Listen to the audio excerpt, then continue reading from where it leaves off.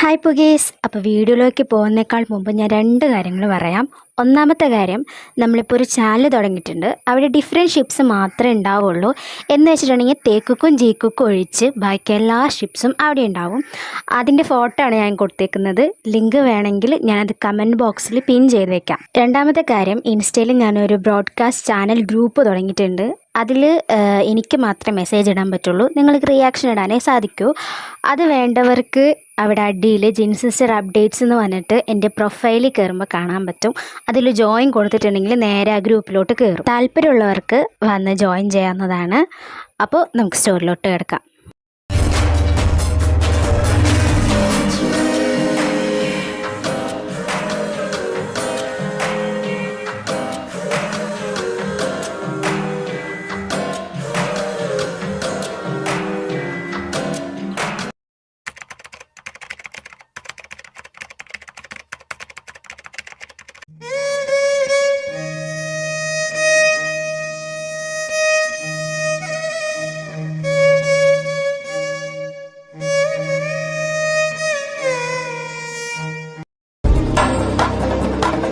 പ്രതി കുറ്റം ചെയ്തുവെന്ന് തെളിയിക്കപ്പെട്ടതുകൊണ്ട് IPC സെക്ഷൻ 118 പ്രകാരം വധശിക്ഷയ്ക്ക് വിധിച്ചിരിക്കുന്നു.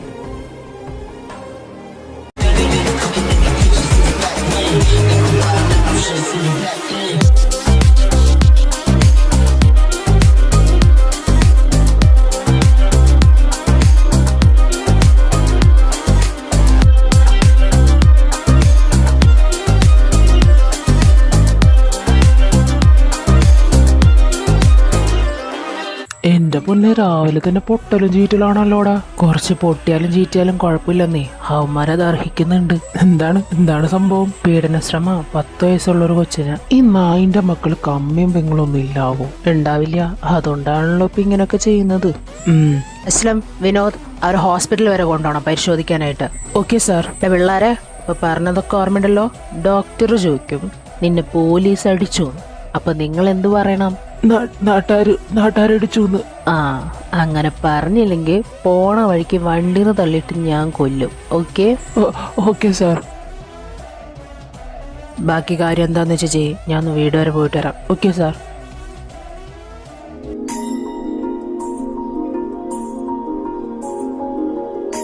അമ്മേ, ചേട്ടച്ചൻ വന്നു. കിടന്ന് അലറാതടി പെണ്ണേ, ഞാൻ കേട്ടു വണ്ടിയുടെ ശബ്ദം. ചേട്ടച്ച, ഞാൻ പറഞ്ഞ സാധനം കൊണ്ടുവന്നോ? കൊണ്ടുവന്നടി. എന്നാ പാറു, നിന്നെ ഞങ്ങൾ കെട്ടിച്ചിട്ടതേ നിന്റെ ചെക്കൻ നിന്നെ നോക്കാൻ വേണ്ടിയാ. ഇതിപ്പോ ആങ്ങള് തന്നെ എല്ലാ കാലവും നോക്കണമെന്ന് പറഞ്ഞ കെട്ടിന്നും പറഞ്ഞ എന്റെ ചേട്ടച്ചൻ എന്നെ നോക്കിയെന്നും പറഞ്ഞ അമ്മയ്ക്ക് എന്തിനാ എത്ര കുശുമ്പ്? പിന്നെ എനിക്കെന്തിനാ എന്റെ മോനോട് കുശുമ്പ്? ഇതൊന്നും അല്ല. നിനക്കൊരു കെട്ടിയവനില്ലേ, അതിനെ കുറിച്ചൊന്ന് ഓർത്താ കൊള്ളാം. അതിനിപ്പോ അങ്ങേരിക്കിടെ നോക്കാൻ നേരൊന്നുമില്ലല്ലോ. അതുകൊണ്ട് എന്റെ ചേട്ടച്ചൻ നോക്കിയാ മതി. അതെന്തേടി, കൃത്യം രാത്രി 10 മണിക്ക് അവനിവിടെ വന്ന് ഹാജരാകുന്നില്ലേ?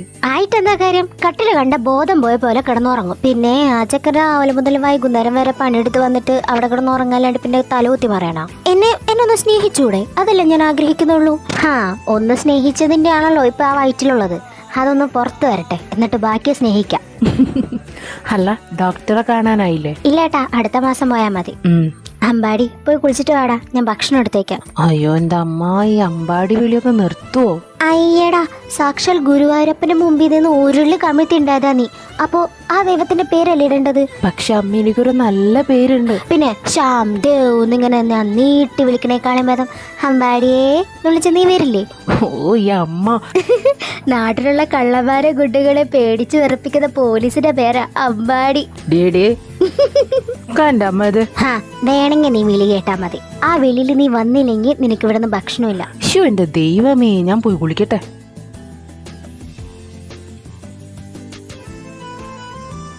അവൾ എഴുന്നേറ്റില്ലേ? ആ, എഴുന്നേറ്റ് കുളിക്കാൻ പോയിക്കോ. അവളുടെ ഫീസിന്റെ കാര്യം എന്തെങ്കിലും പറഞ്ഞിരുന്നോ? ആ, പറഞ്ഞിട്ടുണ്ടായിരുന്നു. നീ വരുമ്പോ ഒന്ന് ഓർമ്മിപ്പിക്കാൻ പറഞ്ഞിരുന്നു. ആ, എത്രയാ? 1000. ആ, ചേട്ടച്ച, ഇതെപ്പോ വന്ന്? ഞാൻ കുറച്ചു നേരമായി. നീ ഇതെവിടെയായിരുന്നു? ഞാൻ പുറത്തായിരുന്നു. ഇപ്പൊ തന്നെ കുളിക്കാൻ കയറി കുളി കഴിഞ്ഞ് വന്നു. എന്നാ പൈസ പിടിച്ചോ. ആ, ഫീസ് ഇല്ലേ?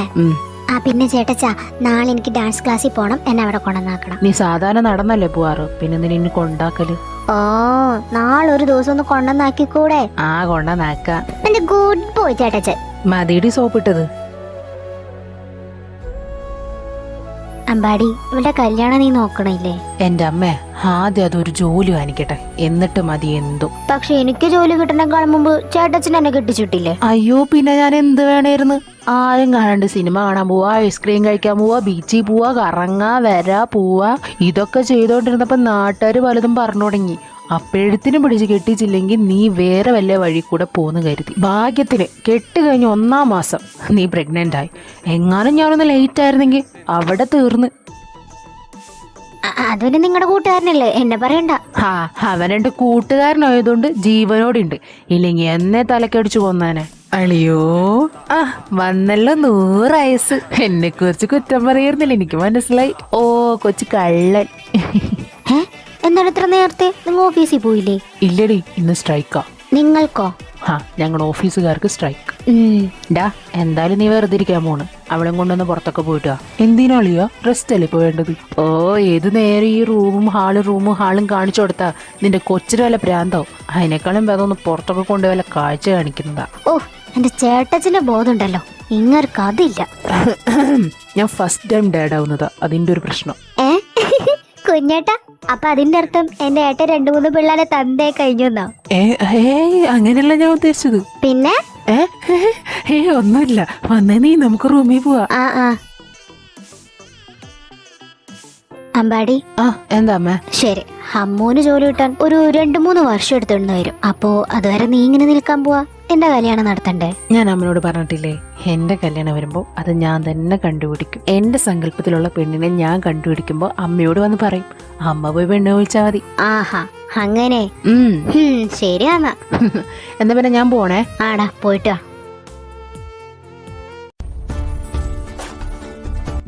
ഫോൺ എടുത്തേക്ക് സാറ് വന്നു. Any new updations? Yes sir, ഒരു സൂസൈഡ് കേസ് വന്നിട്ടുണ്ട്. എത്ര നേരമായി? ഒരു 10 മിനിറ്റ് മുന്നേ. Let's go. Okay sir.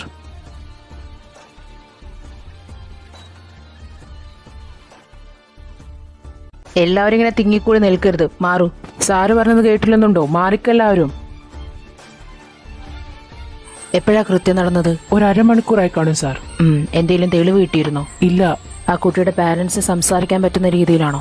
അല്ല സാർ, അമ്മ ബോധം കിട്ടു, അച്ഛൻ ഭയങ്കര കരച്ചിലാ. വേറെ ആരെങ്കിലും ഉണ്ടോ ഇവിടെ? ആ കുട്ടിയുടെ സഹോദരനുണ്ടോ? അതിനെ വിളിക്കേ. Okay sir. മോനെ, കുറച്ചു നേരം മുമ്പ് വരെ ഇവിടെ വല്ല പ്രശ്നം നടന്നിരുന്നോ? ഇല്ല. ഇന്നലെയോ മിഞ്ഞാന്നുമായിട്ട് ചേച്ചിക്ക് വല്ല സങ്കടം ഉണ്ടെന്ന് തോന്നിയായിരുന്നോ? ചേച്ചി ഇവിടെ ഉണ്ടായിരുന്നില്ല, ഇന്നലെ രാത്രി അവിടെ വന്നത്.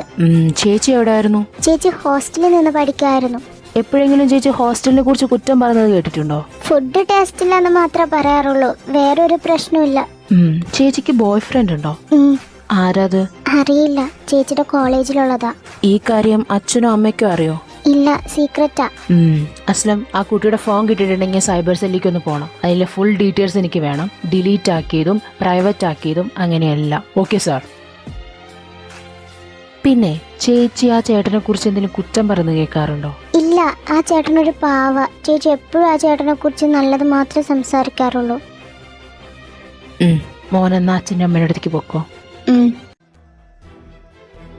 കൃഷ്ണേട്ടാ, ആ പയ്യന്റെ ഡീറ്റെയിൽസ് എനിക്ക് കിട്ടണം. ആ ഫോൺ ഒന്ന് ചെക്ക് ചെയ്യുമ്പോൾ ഒന്ന് നോക്കിക്കോളൂ. സാറേ. സാർ, പയ്യനെ കുറിച്ച് നമ്മൾ നോക്കി, അതിന്റെ ബാക്ക്ഗ്രൗണ്ട് ഒക്കെ ഓക്കെ ആണ്. ഒരു പാവം പയ്യനാ. പിന്നെ മെസ്സേജ് ലിസ്റ്റിലൊക്കെ അവർക്ക് ഭയങ്കര സ്നേഹവും കാര്യങ്ങളൊക്കെ മാത്രമേ കാണുന്നുള്ളൂ, അല്ലാണ്ട് വേറെ പ്രശ്നങ്ങളൊന്നുമില്ല. ആ കുട്ടി അവസാനം കോൾ ചെയ്തത് ആരെയാ? അത് ഒരു അൺനോൺ നമ്പറാ. അത് അന്വേഷിക്കണം. Okay sir. സാറ് ചടങ്ങുകളും കാര്യങ്ങളും എങ്ങനെ നടത്തേണ്ടതെന്ന് പറഞ്ഞിരുന്നെങ്കിൽ. നോക്ക്, ആ കുട്ടിയുടെ വല്യച്ഛനാണല്ലേ? അതെ. കുട്ടിയുടെ പോസ്റ്റ്മോർട്ടം റിപ്പോർട്ട് നമുക്ക് കിട്ടണം. കുറച്ച് കാര്യങ്ങളൊക്കെ അറിയാനാണ്. എന്തായാലും ഇത് കുടുംബ പ്രശ്നമോ പ്രണയ പ്രശ്നമോ അല്ല, അതുകൊണ്ട് നമുക്കിത് എന്തായാലും അറിഞ്ഞേ പറ്റൂ. അപ്പോ സാറേ, സാർ എന്താന്ന് വെച്ച് ചെയ്തോളൂ. ശരി, എന്നാ ബോഡിയും കൊണ്ട് ഞങ്ങൾ പോവാ. സാറേ. സാറേ, റിസൾട്ട് വരുമ്പോൾ 3-4 ദിവസമാണെന്നാ പറയുന്നത്. ഓക്കെ. ആ നമ്പർ നോക്കിയിരുന്നോ? സാറേ നോക്കി. എന്നിട്ട് അങ്ങനെ ഒരു നമ്പർ ഇപ്പോൾ നിലവിലില്ലെന്നാ പറയുന്നേ. ആ നമ്പറേ ഇല്ല. അപ്പോൾ അതിനർത്ഥം ഇത് പ്ലാൻഡ് ആണെന്നാണ്. ആ കുട്ടിയെ സൂസൈഡ് ചെയ്യിപ്പിക്കുന്ന വിധത്തിൽ എന്തോ ഒന്ന് നടന്നിട്ടുണ്ട്. നമുക്ക് ആ കുട്ടിയുടെ കോളേജൊക്കെ ഒന്ന് കാണണം. Okay? Okay sir. Hello Ammu, എന്താടി പറ. ചേട്ടച്ചാരനെ കൊണ്ടുവന്നാക്കാന്ന് പറഞ്ഞത്. ആ ഞാൻ വിട്ടു, ഇതേ വരുന്നു. ഓക്കേ. ഞാൻ വീട് വരെ പോയിട്ട് വരാം, നിങ്ങൾ ആ സാധനം ഒന്ന് നോക്ക്. Okay sir.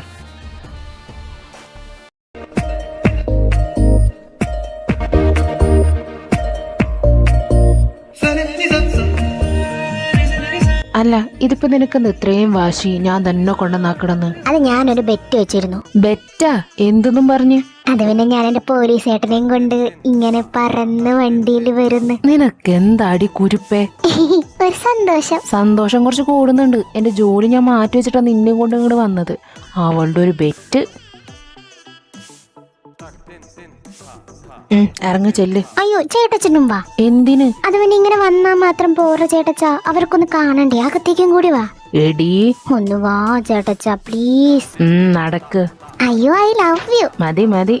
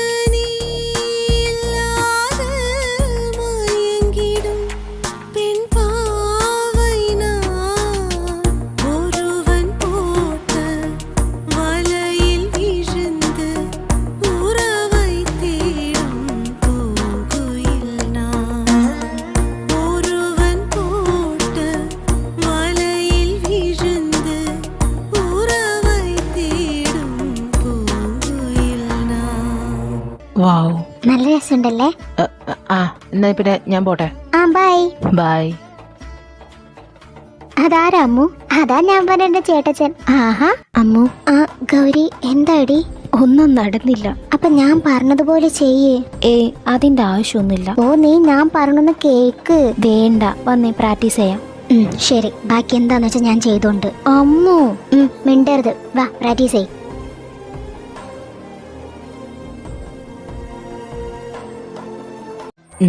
അവിടെ പോയിട്ട് ഒരു കേസ് എഴുതി കൊടുക്ക്. ബാക്കി എന്താന്ന് വെച്ചാൽ ഞാൻ ചെയ്തോളാം. ഓക്കെ സാറേ. സാറേ, വീണ്ടും ഒരു സൂസൈഡ് ഇൻഫോം ചെയ്തിട്ടുണ്ട്. എവിടെ? ഇവിടെ അടുത്ത് തന്നെയോ? വണ്ടി എടുക്കാൻ പറ. Okay sir. ഇതിപ്പോ പറഞ്ഞും പിടിച്ചും വരുമ്പോ ഇന്നലെ മരിച്ച കുട്ടിയുടെ സുഹൃത്താണെന്ന്. അതെ സാറേ. നമുക്കൊരു പണി ചെയ്യാം, അവരുടെ കോളേജ് വരുന്ന പോയിട്ട് വരാം. Okay sir. മാം, ഈ പറഞ്ഞ 2 പിള്ളേരും ഇവിടെ എങ്ങനെയാ? കുട്ടികളുടേതായ ചെറിയ കുറുമ്പുകളൊക്കെ അവർക്കുണ്ട്. പക്ഷെ അതും പറഞ്ഞ് അവരൊരു പരിധി വിട്ട് പോയിട്ടില്ല. ഈ കുട്ടികൾ ഇവിടുത്തെ ഹോസ്റ്റലിൽ തന്നെയാണ് നിന്നിരുന്നത്? അതെ സാറേ. ഹോസ്റ്റൽ എവിടെയാണെന്നൊന്ന് പറയോ? ഈ കോളേജിന്റെ ബാക്കിലായിട്ടാ. ഞാൻ വേണമെങ്കിൽ കൊണ്ടുവന്നാക്കി കാണിച്ചു തരാം. വേണ്ട, ഇവിടുത്തെ പ്യൂണാണെങ്കിൽ പറഞ്ഞാൽ മതി. ശരി സാറേ. അപ്പോ ഇതാണ് ഇവിടുത്തെ ഹോസ്റ്റൽ വാർഡൻ അല്ലേ? സാറേ. ആ കുട്ടികൾ ഇവിടെ എങ്ങനെയാ? ഫുഡിന്റെ കാര്യം പറഞ്ഞ് എന്നായിട്ടിടയ്ക്ക് വഴക്കുണ്ടാക്കും. അല്ലാത്ത പക്ഷെ നല്ല കുട്ടികളാ. അല്ലാതെ വേറെ എന്തെങ്കിലും ഓർക്കുന്നുണ്ടോ? ഇല്ല സാറേ, വേറെ പ്രശ്നങ്ങളൊന്നും ഉണ്ടായിട്ടില്ല. ഒന്നും ശരിയാവുന്നില്ലല്ലോ അങ്ങോട്ട്. ഈ മരിച്ച കുട്ടിയുടെ പോസ്റ്റ്മോർട്ടം റിപ്പോർട്ട് കിട്ടുമ്പോൾ പറയണം. ശരി സാറേ. എന്നാ പിന്നെ ഞാൻ ഇറങ്ങുക. നേരത്തെ വന്ന ആ കേസ് ഒന്ന് നോക്കണം. സാർ. ഓക്കെ. ഒരാൾക്ക് പ്രണയമുണ്ട്, ഒരാൾക്ക് പ്രണയമില്ല. പഠിത്തത്തിലും കുഴപ്പമില്ല, കോളേജിലും നല്ല പേരൊക്കെ തന്നെ. പിന്നെ എന്തായിരിക്കും ഇതിന് കാരണം? ഇനിയിപ്പോ എന്തെങ്കിലും തട്ടിപ്പോ വെട്ടിപ്പോ ആണെങ്കിൽ തന്നെ അതൊന്നും ഫോണിൽ കാണാനുമില്ല. പിന്നെ ഇത് എന്തായിരിക്കും? ചേട്ടച്ച ഫ്രീ ആണോ? എന്റെ മോളെ പറ. എനിക്കൊരു കാര്യം പറയാനാ. പറഞ്ഞോ. ചേട്ടച്ച, എന്റെ ബെസ്റ്റ് ഫ്രണ്ട് ആണ് ഗൗരി. ഇന്ന് ഡാൻസ് പ്രാക്ടീസ് ചെയ്യാൻ പോയപ്പോ ഒരു കുട്ടിയുടെ ഡാൻസ് ആയിട്ടും കണ്ടില്ലേ?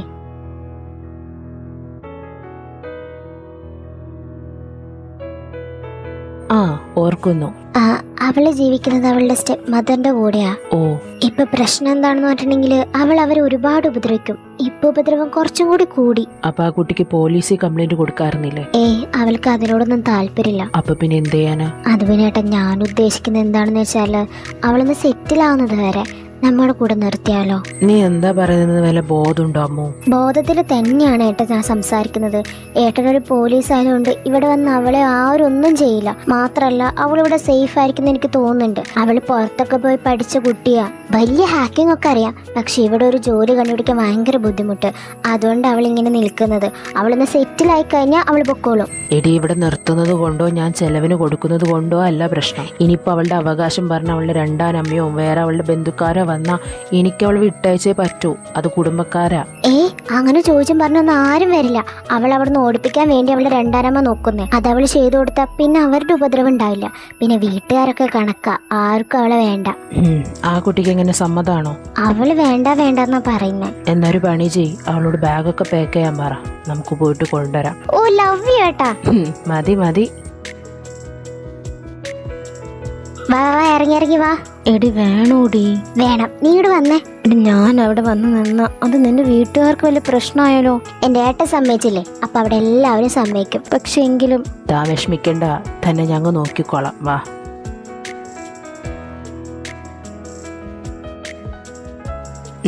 എന്താ? ഒന്നുമില്ല. എന്നാ വാ. ഇറങ്ങിക്കോ. കയറി വാ മോളെ, അങ്ങോട്ട് ഇറങ്ങി ചെല്ലു ഗൗരി. അയ്യോ, നല്ല ഐശ്വര്യമുള്ള കുട്ടി. ഈ കൊച്ചിനെ വീട്ടിൽ നിന്ന് പറഞ്ഞയച്ചിട്ടാണോ അവര് സുഖിച്ച് ജീവിക്കുന്നത്? അമ്മ അതൊക്കെ പിന്നെ പറയാം, അവൾക്ക് എന്തെങ്കിലും കഴിക്കാൻ കൊടുക്ക. മോളെ കത്തിക്കുവാ. ധൈര്യമായിട്ട് കേറിക്കോടൂ. ഹായ്, അമ്മുവിന്റെ കൂട്ടുകാരത്തിയാണല്ലേ? ഞാൻ അവളുടെ ചേച്ചിയാ, പാർവതി. അറിയാം, അവള് പറഞ്ഞു കേട്ടിട്ടുണ്ട്. ചേച്ചിക്ക് ഇപ്പൊ എത്ര മന്തായി? എനിക്കിപ്പോ 7 ആയി. റെസ്റ്റ് എടുക്കട്ടോ. അതൊക്കെ എടുക്കുന്നുണ്ടെന്നേ. ചേച്ചി പാല് കുടിച്ചിരുന്നോ? ഇല്ല. എന്തേ? എനിക്ക് വേണ്ടടി. ഇങ്ങനെ കുടിക്കേണ്ടിരുന്ന ആ കൊച്ചിന് ആരോഗ്യം ഉണ്ടാവില്ല. പോയി കുടിച്ചേ. ഓ, എന്തൊരു സാധനാണിത്. ഞാനാണോ ചേച്ചി, നീയാണോ ചേച്ചി? ചില സാഹചര്യത്തിൽ ചേച്ചിമാര് അനിയത്തിമാര് പറഞ്ഞത് കേട്ടില്ലെങ്കിൽ അങ്ങനെയൊക്കെ സംഭവിക്കും. പോയി കുടിക്കേ. കുടിക്ക.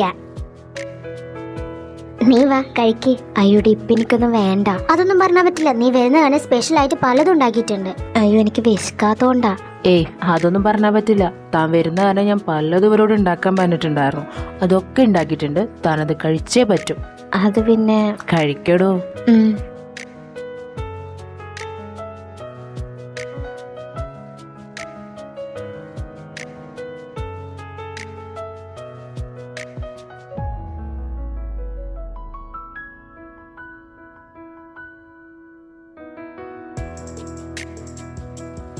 അമ്മോ, അവളുടെ വല്ല ഫ്യൂച്ചർ പ്ലാൻ എന്താന്ന് അവള് പറഞ്ഞോ?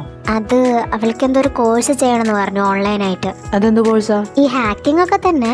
പക്ഷെ ഈ കോഴ്സ് അവരെ ആ കമ്പനി ചെയ്തിട്ടുണ്ടെങ്കിൽ പുറത്തോട്ട് പോകാനുള്ള അവസരം കിട്ടും. എന്ന് വെച്ചാ ഇന്ത്യ വിട്ട്? അതന്നെ. അപ്പോ ഇതിന് ഒരുപാട് പൈസ ചെലവ് വരില്ലേ? അത് നല്ലോണം ഉണ്ട്. അത് അവളെങ്ങനെ അടയ്ക്കാൻ പോകുന്നേ? അവള് വല്ല ജോലി കണ്ടുപിടിച്ച് അതിൽ നിന്ന് വരുമാനം കിട്ടിയിട്ട് അങ്ങനെ നോക്കാന്നാ പറയുന്നേ. അവളോട് എത്ര പൈസ എന്ന് ചോദിക്കേ, ഞാൻ നോക്കട്ടെ. എന്റെ അത് ചെയ്യാലോ. അതിപ്പോ ഞാൻ സംസാരിച്ച ശരിയാവില്ല, ഏട്ടൻ തന്നെ സംസാരിക്കണം. ഞാൻ പറഞ്ഞ അവള് കേൾക്കുന്ന എനിക്ക് തോന്നുന്നില്ല. അതിപ്പോ ഞാൻ പറഞ്ഞത് കേട്ടില്ലെങ്കിലോ? അതൊക്കെ കേട്ടോളും. ഏട്ടനെ ചെറിയ പേടിയുണ്ടെന്നേ. അതെന്താ? അത് ചില നേരത്തെ ചേട്ടച്ചനെ കുറിച്ച്, ചേട്ടച്ചൻ ചെയ്ത ഫൈറ്റിനെ കുറിച്ചൊക്കെ ഞാൻ സംസാരിക്കും. അതില് ചേട്ടച്ചനോട് അവൾക്ക് കുറെ ബഹുമാനവും പേടിയൊക്കെ ഉണ്ടായി. അതിൽ നിന്നുണ്ടായതാ. ഏട്ടൻ പറഞ്ഞൊക്കെ കേൾക്കുന്നേ. ഓ, അങ്ങനെയാണോ? എന്നാ ഞാൻ സംസാരിക്കാം. രാത്രി ആവട്ടെ. ഓക്കെ ഏട്ടാ. സാർ, ആദ്യം മരിച്ച കുട്ടിയുടെ പോസ്റ്റ്മോർട്ടം റിപ്പോർട്ട് വന്നിട്ടുണ്ട്. അതില് പ്രത്യേകിച്ച് ഒരു കാരണങ്ങളും കാണുന്നില്ല. ആ കുട്ടി സൂസൈഡ് ചെയ്തു, അത്ര തന്നെ. എന്തെങ്കിലും വിഷാംശോ അല്ലെങ്കിൽ ബോഡി ഹേർട്ട് ചെയ്യോ അങ്ങനെ എന്തെങ്കിലുമൊക്കെ ആ കുട്ടി ചെയ്തിട്ടുണ്ടോ? അങ്ങനെ ഒന്നും തന്നെ കണ്ടില്ല sir. This case is really hard to deal. നിങ്ങൾ ബാക്കി എന്താണെന്ന് വെച്ചാൽ ചെയ്യും. ഞാൻ ഇതിന്റെ വേറൊരു ഡീറ്റെയിൽസും കൂടി നോക്കട്ടെ. Okay sir.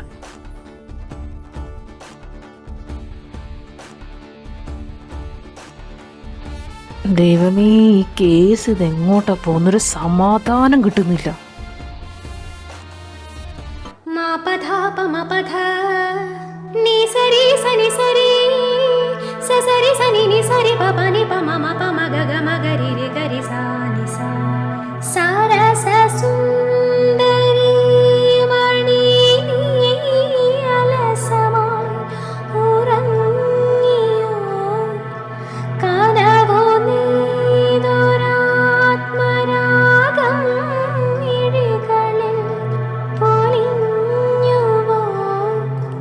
വിരലിൽ നിന്നും വഴുതി വീണു വേല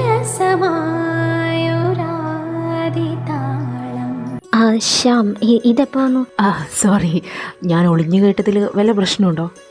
ഇല്ല. തനിക്ക് ഈ പാട്ടിനോടൊരു പ്രത്യേക ഇഷ്ടമുണ്ടല്ലേ? അതെന്താ അങ്ങനെ ചോദിച്ചേ? അല്ല, ഞാൻ കാണുന്ന സമയത്തൊക്കെ താനൊന്നില്ലെങ്കിൽ ഈ പാട്ട് പാടായിരിക്കും, അല്ലെങ്കിൽ ഡാൻസ് കളിക്കായിരിക്കും, അതുകൊണ്ടാ. സത്യം പറഞ്ഞാൽ ഒരു പ്രത്യേക ഇഷ്ടം നഷ്ടപ്രണയത്തെക്കുറിച്ച് അല്ലെങ്കിൽ ഇഷ്ടപ്പെട്ടവനെ കുറിച്ച് പാടുന്ന ഒരു പാട്ടാണ്. അതുകൊണ്ട് ചെറിയൊരു ഇഷ്ടം. പിന്നെ അതിനെക്കുറിച്ച് നൃത്തമായിട്ട് കളിക്കുമ്പോൾ പ്രത്യേക ഒരു ഫീലാണ്.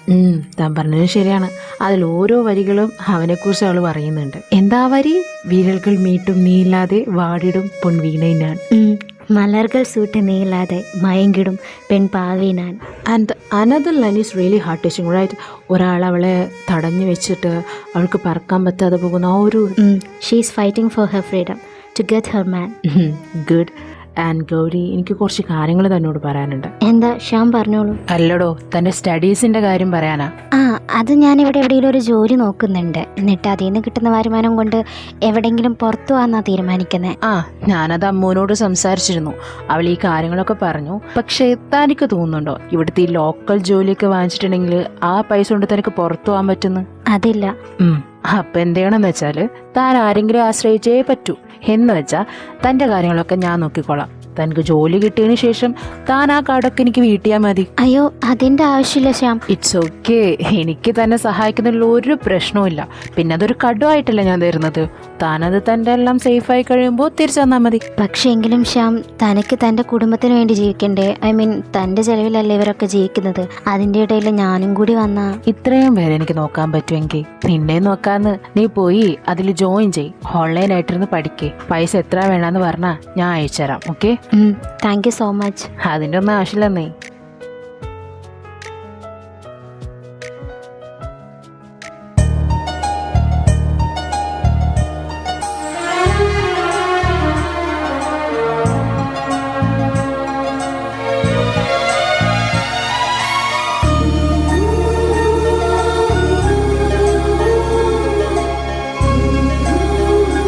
പോയി ഈ പെണ്ണ്. ഇവള് പഠിക്കാനാണ് ഇരുന്ന് ഉറങ്ങാനാണ് ഇരുന്നത്. അമ്മു, നിന്റെ ഒരു കണ്ണ് അവളെടുത്ത് വേണം. അവളെപ്പോഴും നിലത്ത് വീഴും. ഈ പെണ്ണ് ഇവൾക്ക് റൂമിൽ പോയി കിടന്നൂടെ? അവള് പഠിക്കാനിരുന്നതാടി. നിന്നെ പോലെ തന്നെ ബുക്ക് കണ്ട തീർന്ന്. ഏട്ടാ ശരി, എന്നാ ഞാൻ പോട്ടെ. ഏട്ടാ bye. Bye. Sir, new suicide was reported. Please tell me the information. Sir, നമ്മൾ വിചാരിച്ചതുപോലെ തന്നെ ഈ മരിച്ച പെൺകുട്ടിയും ആ 2 മരിച്ച പെൺകുട്ടികളുടെയും സുഹൃത്താണ്. ഓ ഡാം ഇറ്റ്, ഇതെന്താണ് ഈ പെൺകുട്ടികൾക്ക് പറ്റിയത്? താൻ ഒരു പണി ചെയ്. അവർ കോളേജിൽ ചെന്നിട്ട് ഈ 3 ഫ്രണ്ട്സ് കൂടാതെ അവരുടെ ഗാങ്ങിൽ എത്ര പേര് കൂടി ഉണ്ടെന്ന് അറിയണം. അവർ ഫുൾ ഡീറ്റെയിൽസ് വേണം. ഇവർ ഫ്രണ്ട്സിനെ മാത്രമാണ് എയിം ചെയ്യുന്നതെങ്കിൽ ആ ഫ്രണ്ട്സ് ഗാങ്ങിലുള്ള എല്ലാവരും മരണപ്പെടും. അതിനേക്കാളും മുമ്പ് നമുക്കിത് അറിയണം. വേഞ്ചല്. Okay sir. സാർ, നമുക്ക് ഡീറ്റെയിൽസ് കിട്ടിയിട്ടുണ്ട്. അവർ 5 സുഹൃത്തുക്കളാണ്. എന്ന് വെച്ചിട്ടുണ്ടെങ്കിൽ ബാക്കി 2 പേരും കൂടി ഉണ്ടെന്ന്. അതെ സാർ. ഇവർക്ക് 5 പേർക്കും എന്തെങ്കിലും ഇഷ്യൂ ഉണ്ടോ, അങ്ങനെ എന്തെങ്കിലുമൊക്കെ ചോദിച്ചിരുന്നോ? അവർക്കിടയിൽ പ്രശ്നങ്ങളൊന്നുമില്ല. ആത്മഹത്യ ചെയ്യാൻ തക്കതായ ഒരു കാരണങ്ങളും അവർക്കിടയിലില്ല. Then what the hell is happening there? Sir, ഇനി നമ്മൾ എന്താ ചെയ്യേണ്ടത്? ഈ 2 കുട്ടികളെയും നിങ്ങൾ വാച്ച് ചെയ്തുകൊണ്ടിരിക്കണം. അവരുടെ ഫാമിലിയോട് കാര്യം റിപ്പോർട്ട് ചെയ്യണം. മാത്രമല്ല ശ്രദ്ധ വേണം. അവരുടെ ഫോൺ നിങ്ങൾ ഹാക്ക് ചെയ്തിട്ടുണ്ടാവണം. അതിൽ ആരെങ്കിലും കോള് വരണുണ്ടോ എന്ന് നോക്കണം. Okay sir. ഈ ഗ്യാങ്ങിനെ മാത്രം കണക്ട് ചെയ്ത് എന്തിനാണ് അവ പിടിക്കുന്നത്? ആ പെൺകുട്ടികൾ എന്ത് തെറ്റ് ചെയ്തിട്ടാ? ശ്യാം. ഗൗരി, വായിരിക്കേ. എന്താ ഇവിടെ ഒറ്റയ്ക്കിരിക്കുന്നേ? ഒരു കേസിന്റെ പിന്നാലെ പോകുന്നതാ. എന്താ കേസ്? ഇപ്പൊ താൻ ന്യൂസ് ഒന്നും കണ്ടില്ലേ? 3 കുട്ടികൾ ഒരേ കോളേജിലുള്ള സൂസൈഡ് ചെയ്തത്. ഞാൻ ഓർക്കുന്നു. അതെന്തായിരുന്നു സംഭവം? അതെനിക്കറിയില്ല, പക്ഷെ എന്തോ സംഭവം അതിൽ നടക്കുന്നുണ്ട്. What you mean? അതൊരു കണക്ഷൻ പോലെ. ഈ 3 കുട്ടികളും സുഹൃത്തുക്കളാണ്. അതുകൊണ്ട് തന്നെ 3 പേര് ആത്മഹത്യ ചെയ്യുകയും ചെയ്തു. പക്ഷെ അതിന്റെ റീസൺ നമുക്ക് എന്താന്ന് ഇതുവരെ അറിയില്ല. പോരാണ്ട് ഇവരുടെ ഇടയിൽ 2 സുഹൃത്തും കൂടി ഉണ്ട്. അതിൽ ആരെങ്കിലും എന്തെങ്കിലും പറ്റുമെന്നൊരു ടെൻഷൻ. സോ അവര് നമ്മളുടെ പോലീസ് നിരീക്ഷണത്തിൽ വെച്ചേക്കുവാ. അപ്പൊ ഇതൊരു സൈക്കോ കില്ലിംഗാ? എനിക്കറിയില്ലടോ, ഇതൊരു സൈക്കോ കില്ലിംഗ് തന്നെയാണോ അതിനി വേറെ വല്ലതുമാണോ? ഒന്നും അങ്ങോട്ട് കണക്ഷൻ വരുന്നില്ല. ശ്യാം, ഞാനൊരു കാര്യം പറഞ്ഞോട്ടെ? ഇയാള് പറ. ഈ ഹാക്കിംഗ് വെച്ചിട്ട് ഫോണിൽ നടക്കുന്ന കുറെ കാര്യങ്ങൾ ഹൈഡ് ചെയ്യാൻ പറ്റും. You mean? ഈ ചില ഹാക്കിങ്ങിന് ഒരു ഡാർക്ക് സൈഡ് ഉണ്ട്. എന്ന് വെച്ചാൽ നമുക്കറിയാത്ത രീതിയിൽ ഹാക്ക് ചെയ്യും. അത് ഹാക്കായി പെട്ടതാണെന്ന് തിരിച്ചറിയാൻ നമുക്ക് ഒട്ടും സാധിക്കില്ല. അത് എത്ര വലിയ പോലീസ് നോക്കിയാലും ഹാക്കർ നോക്കിയാലും അറിയില്ല. അത് ക്രിയേറ്റ് ചെയ്തത് ചിലപ്പോൾ ഒരു ഹാക്കർ ആയിരിക്കും. ആ ആള് ഏറ്റവും ടോപ്പിലുള്ള ഹാക്കർ ആയിരിക്കും. അയാളെ ഹാക്ക് ചെയ്യണമെങ്കിൽ അയാളുടെ ചുറ്റുമുള്ള ബാക്കിയുള്ള ഹാക്കേഴ്സിനെ നമ്മൾ കണ്ടുപിടിച്ചേ പറ്റൂ. ഐ തിങ്ക് അങ്ങനെ എന്തെങ്കിലും കണക്ഷൻ വന്നിട്ടായിരിക്കും ഈ കുട്ടികളുടെ കാര്യം നമുക്ക് മനസ്സിലാവാത്തത്. അപ്പൊ താൻ പറഞ്ഞു വരുന്നത് അവരുടെ ഫോൺ ഹാക്കഡ് ആണ്, പക്ഷെ നമ്മൾക്കത് കണ്ടുപിടിക്കാൻ പറ്റുന്നില്ല എന്ന്. അതന്നെ. ഓ, അപ്പൊ ഇനി നമുക്കറിയുന്ന ഹാക്കേഴ്സിനെ കൊണ്ട് ഇത് കണ്ടുപിടിക്കാൻ സാധിക്കില്ലേ? അതെനിക്കറിയില്ല. മേ ബി എന്നെ കൊണ്ട് പറ്റും. ഹൗ? ഞാൻ കുറച്ച് ഡാർക്ക് ഹാക്കിംഗ് ഒക്കെ പഠിച്ചതാണ്. സോറി, എന്നൊന്നും ചെയ്യരുത്. ഞാനതൊരു ഫ്രണ്ട് വഴി പഠിച്ചതാ. പക്ഷെ ഞാൻ ഇതുവരെ അതൊരു ദുരുപയോഗം ചെയ്തിട്ടില്ല. എനിക്കറിയാടോ, നല്ല കുട്ടിയല്ലേ. തനിക്ക് പറ്റുവാണെങ്കിൽ തനിക്ക് എന്നെ സഹായിച്ചൂടെ? ഞാനെങ്ങനെ സഹായിക്കാനാ ശ്യാം? തനിക്ക് ഞാൻ അവരുടെ ഫോൺ തരാം, താനൊന്ന് ഹാക്ക് ചെയ്ത്. തീർച്ചയായും. Okay then. ഗൗരി, എന്നാ ഇതാ 2 കുട്ടികളുടെ നമ്പർ. ഓക്കെ ശ്യാം, ഞാനിതിപ്പോ ചെയ്തുതരാം.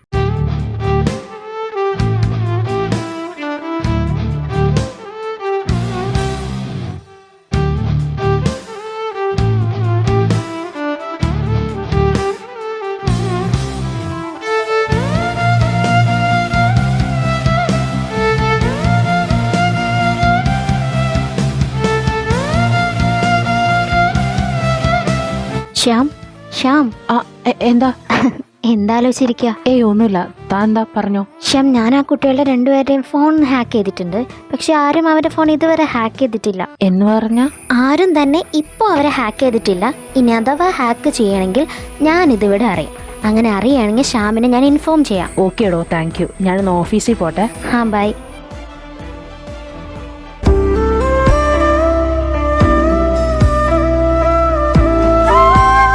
ഗൗരി, ശ്യാം, താനെന്താ നോക്കിയിരിക്കായിരുന്നടോ?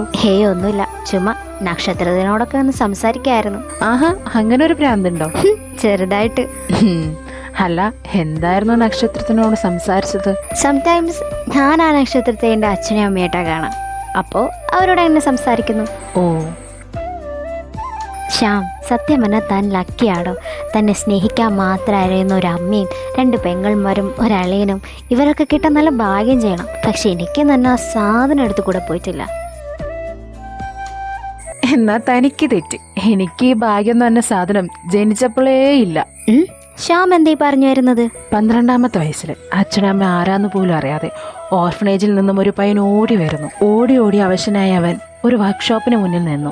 അവിടെയുള്ള ആ മനുഷ്യനോട് അവൻ അപേക്ഷിച്ചു തനിക്ക് തിന്നാൻ എന്തെങ്കിലും തരണേന്ന്. ആ മനുഷ്യൻ മനസ്സോടെ 2 ബ്രെഡ് അവന് നേരെ നീട്ടി. അവനത് ആർത്തിയോടെ കഴിച്ചുകൊണ്ടിരിക്കുമ്പോൾ അവൻ അയാളോട് പറഞ്ഞു, ആ കടയിൽ എന്ത് ജോലി വേണമെങ്കിലും ഞാൻ ചെയ്തോളാം, പക്ഷേ പകരം എനിക്ക് 3 നേരം ഭക്ഷണം കഴിക്കാൻ തരണം. അവിടുത്തെ മുതലാളി അവനെ മനസ്സോടെ അവിടെ നിർത്തി. പക്ഷെ അവൻ നല്ല രീതിയിൽ പണി ചെയ്തു. അയാൾക്ക് അവന് ബോധിക്കുകയും ചെയ്തു. പിന്നീട് 3 നേരം ഭക്ഷണവും കിട്ടി അവൻ സുഖമായിട്ട് അവിടെ നിന്നു. അങ്ങനെ ഇരിക്കുമ്പോഴാണ് ചുമന്ന ഷർട്ടും വെള്ള മുണ്ടും എടുത്ത ഒരു മനുഷ്യൻ വരുന്നത്. ആ മനുഷ്യന്റെ സൈക്കിളിന് എന്തോ പ്രശ്നം. അത് ശരിയാക്കാൻ ആ പയ്യന് നേരെ അയാൾ നീട്ടി. ആ പയ്യൻ അത് പതിയെ ശരിയാക്കിക്കൊണ്ടിരുന്നു. അയാളുടെ ദൃഷ്ടി ആ പയ്യനിൽ നിന്നും മാറിയില്ലായിരുന്നു. കുറച്ചു നേരം കഴിഞ്ഞപ്പോ ആ മനുഷ്യൻ അവിടുത്തെ മുതലാളിയായിട്ട് ഭയങ്കര തർക്കം. ചെറിയ പയ്യനെ ജോലി ചെയ്യിപ്പിക്കുന്നു എന്നൊക്കെ പറഞ്ഞ് ഭയങ്കര ചീത്ത. കുറച്ചു നേരം കഴിഞ്ഞപ്പോൾ ആ പയ്യനോട് പറഞ്ഞു, നീ ഇവിടെ പണിയൊന്നും ചെയ്യണ്ട, നിനക്ക് 4 നേരം ഭക്ഷണം ഞാൻ തന്നോളാം, നീ എൻ്റെ കൂടെ വരാം. അത് കേട്ട പയ്യൻ വേഗം ചാടിത്തുള്ളി ഇറങ്ങി. കാരണം അവൻ അപ്പോഴും ഭക്ഷണം കിട്ടിയാൽ മതി. പിന്നീട് അദ്ദേഹത്തിന്റെ വീട്ടിൽ അവനെ കൊണ്ടുപോവുകയും അദ്ദേഹത്തിന്റെ ഭാര്യയെയും 2 മക്കളെയും അവനെ പരിചയപ്പെടുത്തുകയും അതിനി മുതൽ അവന്റെ അനിയത്തിമാരാണെന്നും അവന്റെ അമ്മയാണെന്നും അവരോട് പറഞ്ഞ് മനസ്സിലാക്കുകയും ചെയ്തു. ആ പയ്യന് വിദ്യാഭ്യാസം നേടിക്കൊടുത്തു. പകുതിക്ക് വെച്ച് ആ മനുഷ്യൻ ആ കുടുംബത്തെ വിട്ടു പിരിഞ്ഞു. ഒരു രാഷ്ട്രീയ തർക്കം, മരണപ്പെട്ടു, ജീവത്യാഗം. പിന്നീട് അദ്ദേഹത്തെ രക്തസാക്ഷിയായ സഖാവ് എന്ന് വിളിക്കപ്പെട്ടു. പിന്നീട് ആ കുടുംബഭാരം മൊത്തം ആ പയ്യനിലായി. ആ പയ്യൻ ആ കുടുംബത്തെ പൊന്നുപോലെ നോക്കി തുടങ്ങി. അവൻ ആഗ്രഹിച്ച ജോലി അവൻ വാങ്ങിക്കുകയും ചെയ്തു. അതാണ് എൻ്റെ കഥ. സത്യം പറഞ്ഞാ ഇവരാരും എൻ്റെ ആരുമല്ല. ഈ ലോകത്ത് എനിക്ക് മാത്രം പറയാൻ ഒന്നുമില്ലടോ. താനൊന്നും ശ്രദ്ധിച്ചു നോക്കിയിട്ടുണ്ടോ? അവരെന്നെ ചേട്ടച്ചാന്ന് വിളിക്കാം. അച്ഛൻ്റെ സ്ഥാനവും ചേട്ടൻ്റെ സ്ഥാനവും തന്നിട്ടാ വിളിക്കുക. പക്ഷേ അതെനിക്ക് ഒത്തിരി ഇഷ്ടമാണ് കേട്ടോ. എന്തൊക്കെ പറഞ്ഞാലും എൻ്റെ അല്ലാന്ന് ചില നേരത്തൊരു തോന്നൽ വരുമ്പോൾ മനസ്സങ്ങോട്ട് വിങ്ങും. പിന്നെ കരുതും, അല്ല എൻ്റെ മാത്ര എനിക്ക് ഈ ലോകത്ത് എൻ്റെ അച്ഛൻ തന്നിട്ട് പോയവരാന്ന് കരുതി അങ്ങോട്ട് ആശ്വസിക്കും. പക്ഷെ സ്നേഹിക്കുന്ന കാര്യത്തിൽ ഇവരെ വെല്ലാൻ വേറെ ആരുമില്ല. ഒന്നോർക്കുമ്പോൾ ഈ കാര്യത്തിൽ ഞാൻ ലക്കിയ. പക്ഷേ എന്തോ ആരില്ലാന്ന് വീണ്ടും മനസ്സിങ്ങനെ പറയും. ദൈവം നമ്മളെ ഒറ്റപ്പെടുത്തിയിട്ടുണ്ടെങ്കിലേ അതിനൊരു കൂട്ട് തരാൻ ആ ദൈവത്തിനറിയാം. ആരെങ്കിലും സമയമാകുമ്പോൾ വരും, കാത്തിരിക്കേ. കാത്തിരിക്കുകയാണ്. വന്നിട്ടുണ്ട്. എപ്പോൾ കിട്ടുമെന്ന് എനിക്കറിയില്ല. ആരെ? അതൊക്കെ പറയാം. ശരി. ശരി.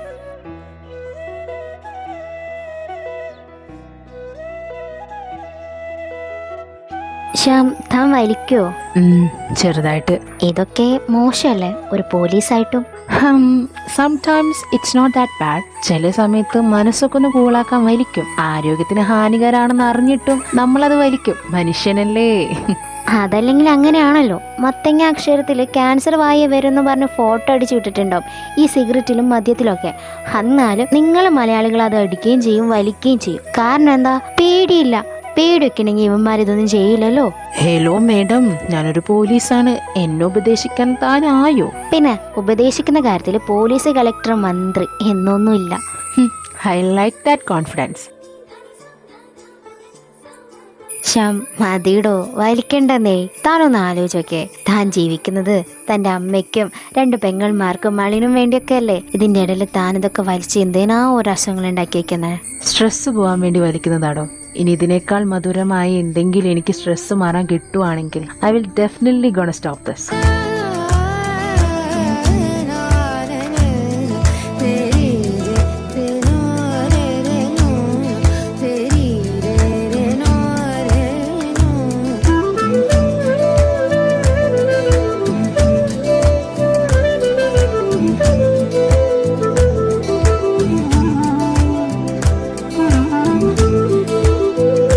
ഇത് മധുരമാണെങ്കിൽ പറയണം, സ്ട്രെസ് പോയിട്ടുണ്ടെങ്കിലും പറയണം. അങ്ങനെയാണെങ്കിൽ എപ്പോഴേക്കും സ്ട്രെസ് വരുന്നു അപ്പനോട് ചോദിച്ചാൽ മതി, നീ ഞാൻ തരാം.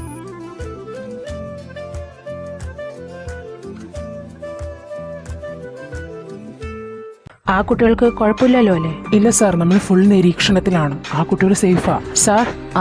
2 സൂസൈഡ് നടന്നു സാർ. വാട്ട്? താനല്ലേ പറഞ്ഞത് അവർ സേഫ് ആണെന്ന്? സാർ, ആ കുട്ടികൾ സേഫാ, പക്ഷെ മരിച്ച കുട്ടികൾ വേറെയാ. മനസ്സിലായില്ല സാർ. അവർ സെയിം കോളേജാ, but different course, different year. അപ്പൊ ഫ്രണ്ട്സിനെ അല്ല കില്ലർ ഫോക്കസ് ചെയ്യുന്നത്. ഐ നീഡ് ടു നോ ഈ മരിച്ച കുട്ടികളും ബാക്കി മരിച്ച 3 കുട്ടികളും തമ്മിലുള്ള റിലേഷൻ എന്താണെന്ന്. അത് ഞാൻ നോക്കി സാർ. അവർ ഹോസ്റ്റൽ മേറ്റ്സ് ആണ്. You mean the share rooms? Yes, അവർ 5 പേരും ഒരേ ഹോസ്റ്റൽ റൂമിലാണ് താമസിക്കുന്നത്. ഹോസ്റ്റൽ വാർഡൻ അവരെ നമുക്കിപ്പോൾ തന്നെ കാണണം. Okay sir. മാഡം, എനിക്കൊരു ഉത്തരം മാത്രം അറിഞ്ഞാൽ മതി. ഈ 5 പേര് കൂടാതെ വേറെ ആരെങ്കിലും അവരുടെ ടീമിലുണ്ടായിരുന്നോ? ഇല്ല സാർ. അപ്പോൾ ഈ 5 പേര് മാത്രമേ ഉള്ളൂ. ആ 5 പേര് മരണപ്പെടുകയും ചെയ്തു. അതെ സാർ. ഈ ഹോസ്റ്റലിൽ തന്നെയുള്ള വേറെ പിള്ളേരായിട്ട് ഇവർക്ക് എന്തെങ്കിലും ഇഷ്യൂ ഉണ്ടായിരുന്നോ? ഇല്ല സാറേ. പിന്നെ എവിടെയാ തെറ്റ് പറ്റിയത്? പിന്നെ സാറേ.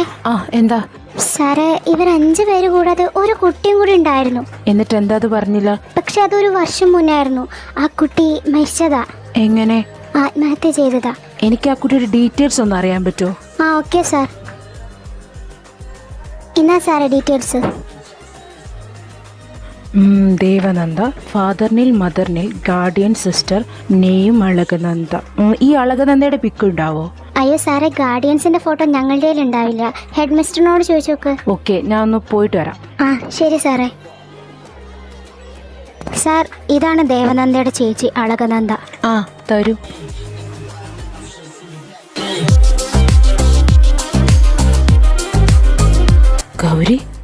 ഗൗരി എങ്ങനെ അളകനന്ദായത്? നിങ്ങൾക്ക് മാറിപ്പോയെന്ന് തോന്നുന്നു. ഇത് ഗൗരിയാ? അല്ല സാറേ, ഇതാണ് അളകനന്ദ. നമ്മളിവിടെ എല്ലാ ഡീറ്റെയിൽസ് അറിഞ്ഞു വെച്ചിട്ടുള്ളതാ. ഈ കുട്ടി ആത്മഹത്യ ചെയ്തത് എന്തിനാണെന്ന് അറിയോ? അതറിയില്ല സാറേ. അതിന്റെ കേസ് 1 വർഷം മുന്നേ നടന്നതാ. പക്ഷെ തെളിവുകളൊന്നും ഇല്ലാത്ത കാരണം ആ കേസ് മൂടിപ്പോയി.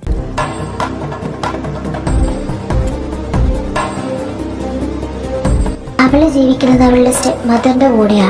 വലിയ ഹാക്കിംഗ് ഒക്കെ അറിയാം. ശ്യാം, ഞാനൊരു കാര്യം പറഞ്ഞോട്ടെ? ഇയാള് പറ. ഈ ഹാക്കിംഗ് വെച്ചിട്ട് ഫോണിൽ നടക്കുന്ന കുറെ കാര്യങ്ങൾ ഹൈഡ് ചെയ്യാൻ പറ്റും. You mean? ഈ ചില ഹാക്കിങ്ങിന് ഒരു ഡാർക്ക് സൈഡ് ഉണ്ട്. എന്ന് വെച്ചാൽ നമുക്കറിയാത്ത രീതിയിൽ ഹാക്ക് ചെയ്യും. നിവേദിനെ കൊണ്ട് പറ്റും. ഹൗ? ഞാൻ കുറച്ച് ഡാർക്ക് ഹാക്കിംഗ് ഒക്കെ പഠിച്ചതാണ്. ഞാൻ അവിടെ ഫോൺ തരാം, താഴ്ന്ന ഹാക്ക് ചെയ്ത്. ഇത് മധുരമാണെങ്കിൽ പറയണം, സ്ട്രെസ് പോയിട്ടുണ്ടെങ്കിലും പറയണം. അങ്ങനെയാണെങ്കിൽ എപ്പോഴേക്കും സ്ട്രെസ് വരുന്നു അപ്പനോട് ചോദിച്ചാൽ മതി, ഞാൻ തരാം. ഗൗരി,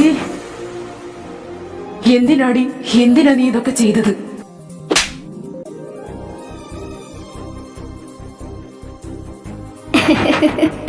ഞാൻ കരുതി എന്നെ നേരത്തെ കണ്ടുപിടിക്കുന്നു, പക്ഷേ വൈകിപ്പോയല്ലോ, എല്ലാവരും ചത്തു. എന്തിനാടി ഈ ചതി?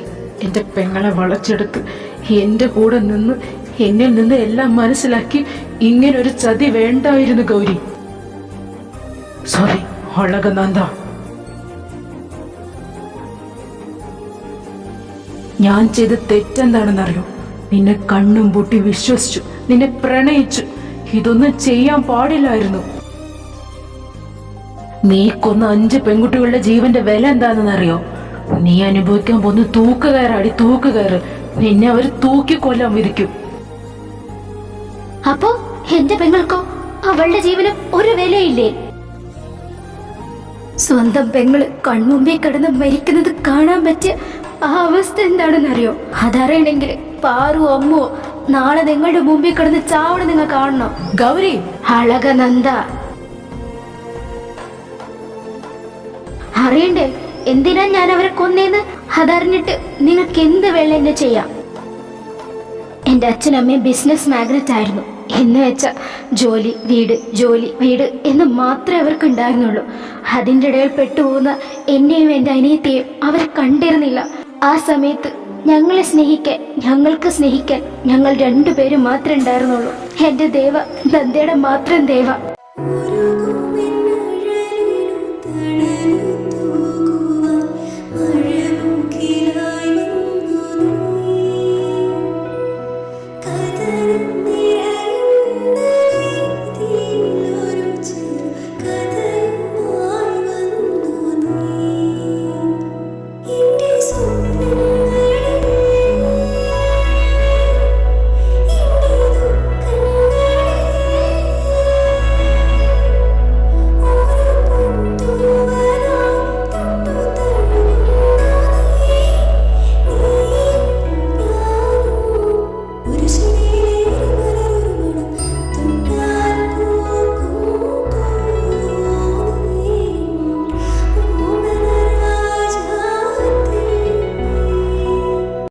ഞാൻ എന്ന് വെച്ച ജീവനായിരുന്നു, ജീവൻ.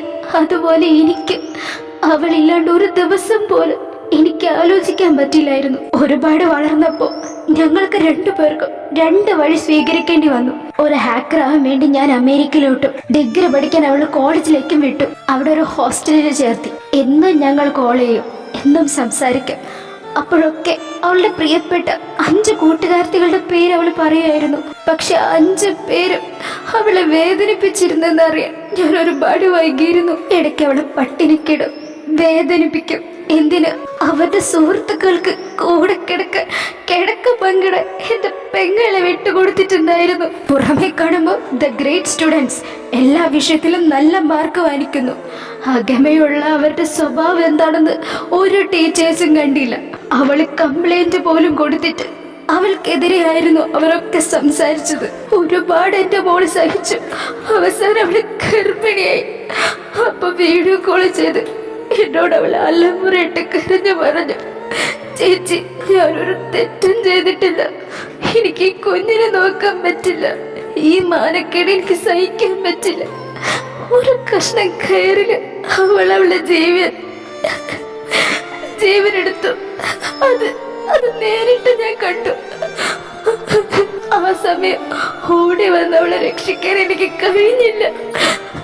ആ വീഡിയോയില് അവളുടെ ജീവൻ പോകുന്നത് എനിക്ക് നോക്കി നിൽക്കാനേ സാധിച്ചുള്ളൂ.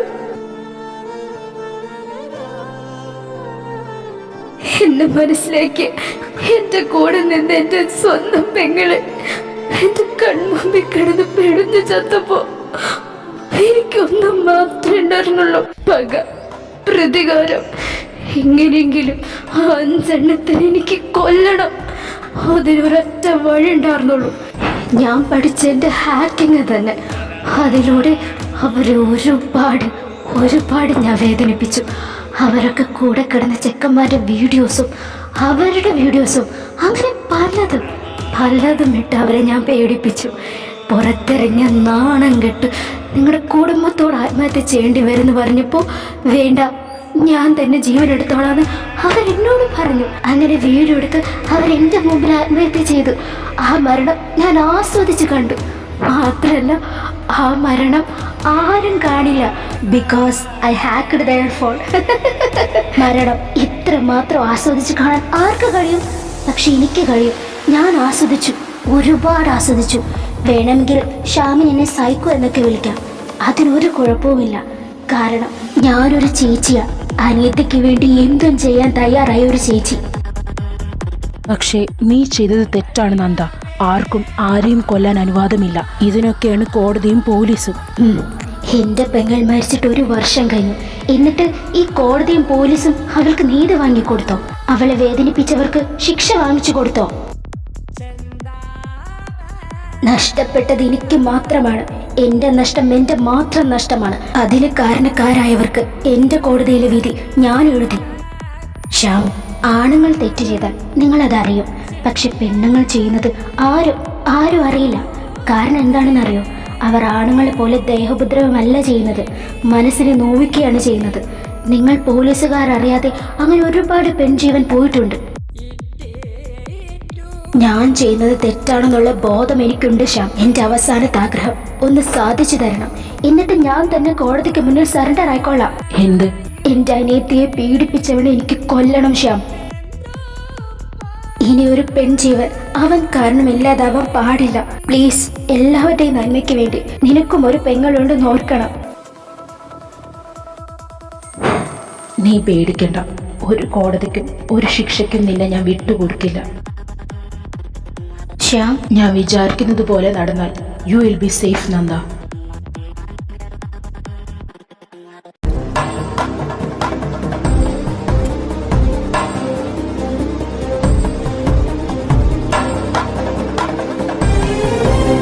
You may proceed.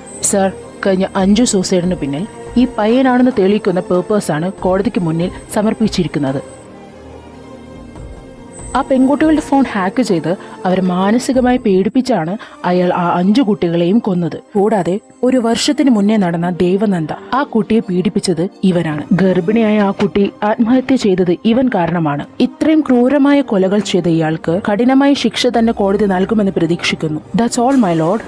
ഈ നിരത്തിയ തെളിവുകൾ വെച്ച് പ്രതി ഇയാൾ തന്നെയാണെന്ന് തെളിയിക്കപ്പെട്ടിരിക്കുന്നു. ആയതിനാൽ സെക്ഷൻ 118 പ്രകാരം വധശിക്ഷയ്ക്ക് വിധിച്ചിരിക്കുന്നു. അസ്ലം, ഞാനെന്നാൽ പോവാ, ഒരാളെ കാണാനുണ്ട്. ശരി സാർ.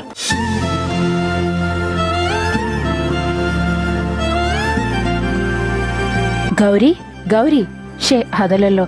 എന്താ ശ്യാം? ഇങ്ങോട്ട് വന്നേ. V made it. ആഹാ, ശരിക്കും?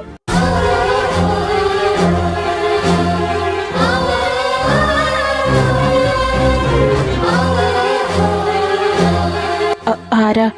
അല്ല, താൻ ആരാ? ശ്യാം, താനെന്താ കളിക്കുവാണോ മനുഷ്യ? ഞാൻ ഗൗരി. ചേട്ടച്ചാ, നിങ്ങൾ ഇവിടെ നിൽക്ക. അമ്മോ, ഇതാരാ? ഗൗരി എന്തേട്ടാ? ഇതല്ല ഗൗരി. ചേട്ടൻ എന്താ ഈ പറയുന്നത്? എന്തു പറ്റി? നന്ദ? ആരാ? ഞാൻ IPS ശ്യാം റാം. ഈ അളകനന്ദ? അത് ഞങ്ങളുടെ മൂത്ത മോളാ സാറേ. അവള് മരിച്ചു. ഒരു ആക്സിഡന്റ് ആയിരുന്നു.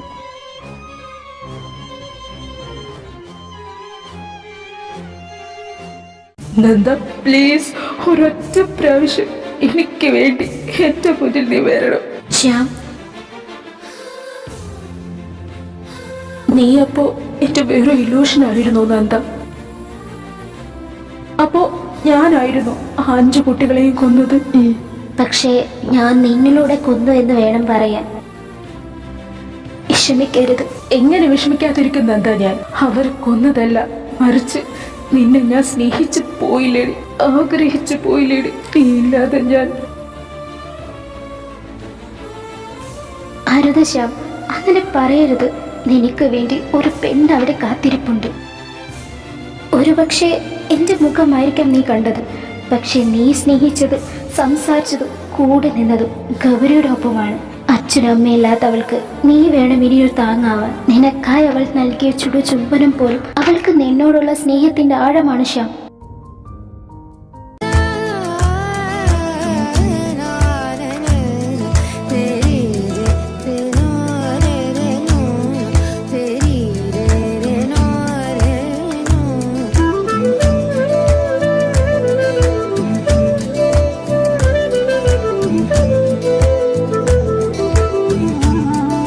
നൃത്തം പോലും അവളായിരുന്നു കളിച്ചത്.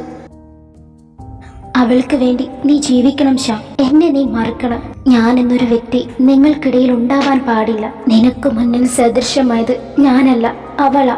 ഒരു സാദൃശ കാവ്യം പോലെ നീ കാണണം. പോ, അവൾക്ക് വേണ്ടി.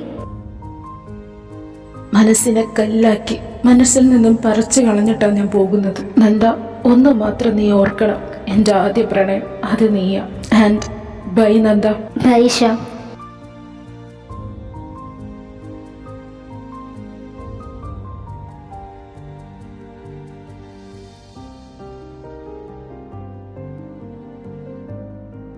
ഗൗരി, ഹാ ശ്യാം. സോറിഡോ, സ്ട്രെസ് കാരണം. ഇറ്റ്സ് ഓക്കെ, എനിക്ക് തോന്നിയിരുന്നു.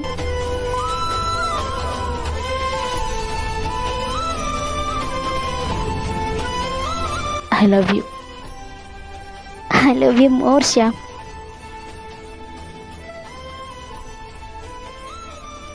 സ്നേഹിച്ചവന് വിട്ടുകൊടുക്കുന്നത് ഒരു തരം സ്നേഹം തന്നെയല്ലേ. എൻ്റെ ലോകത്തിലേക്ക് നിന്നെ കൊണ്ടുപോകാൻ എനിക്കാവില്ല. പക്ഷേ എൻ്റെ ആദ്യ പ്രണയവും അവസാന പ്രണയവും അത് നീ തന്നെയാണ് ശ്യാം. എൻ്റെ ആദ്യ കണ്ടുമുട്ടലും അവസാന കണ്ടുമുട്ടലും അത് നിന്നിൽ തന്നെയായിരുന്നു ശ്യാം.